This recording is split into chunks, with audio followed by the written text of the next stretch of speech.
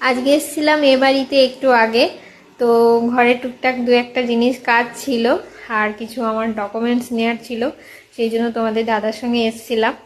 তো এখন বাড়ি চলে যাব, ওই 3:30 নাগাদ এসেছিলাম।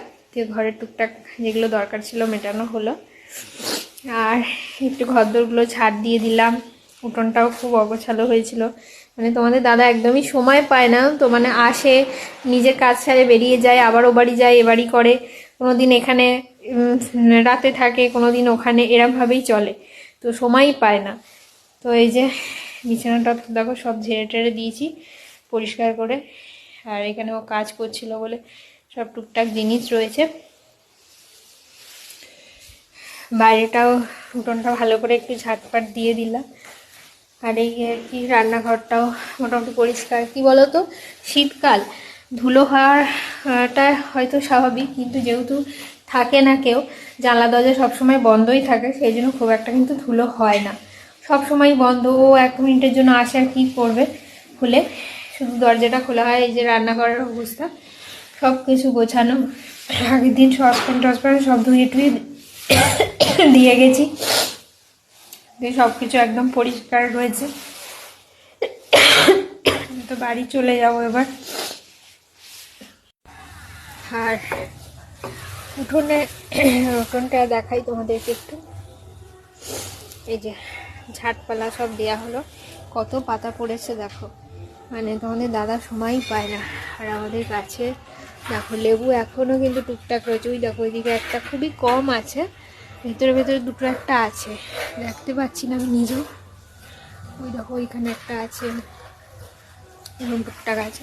তো মোট কথা উঠোনটা ভালো করে ঝাঁট দিলে আমার গাঁদা গাছটা কত বড় হয়ে গেছে। একটা আগের দিন তোমাদের ব্লগে দেখাচ্ছিলাম, তোমাদের দাদা আর কয়েকটা গাঁদা গাছ এনেছে, চলো তোমাদেরকে একবার দেখাই, দাঁড়াও দেখাচ্ছি। তো চলো দেখাই, এই দেখো আমাদের দাদা এই গাছগুলো কিনেছে, এই গাঁদা গাছটা, আর এইগুলো তো বসানোই ছিল, এই গাছগুলোও ছিল।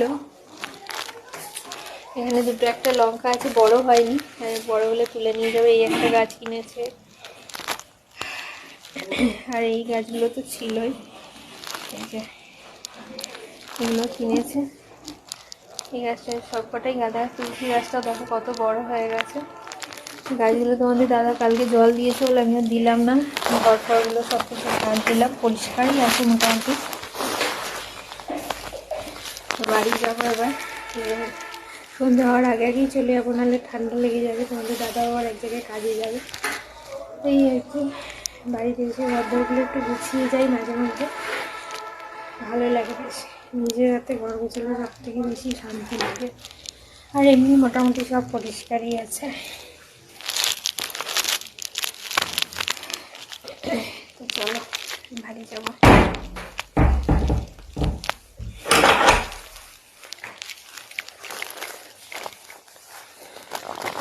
এই ঘরটায় আগে শোয়া হতো, মানে শীতকালটা আমরা ওই ঘরটায় শুই, আর গরমকালটা এই ঘরটায়। প্রথম প্রথম ও বাড়ি গিয়ে ঘুমিয়ে আসছিল না এবার, তা এখন আবার কয়েকটা দিন থাকতে থাকতে অভ্যাস হয়ে গেছে। নিজের সাজানো গোছানো ঘরে থাকতে, শুতে, বসতে কার না শান্তি লাগে বলো। যাই হোক, চলো বাড়ি যাবো, চলো সব ভাইকে টাটা।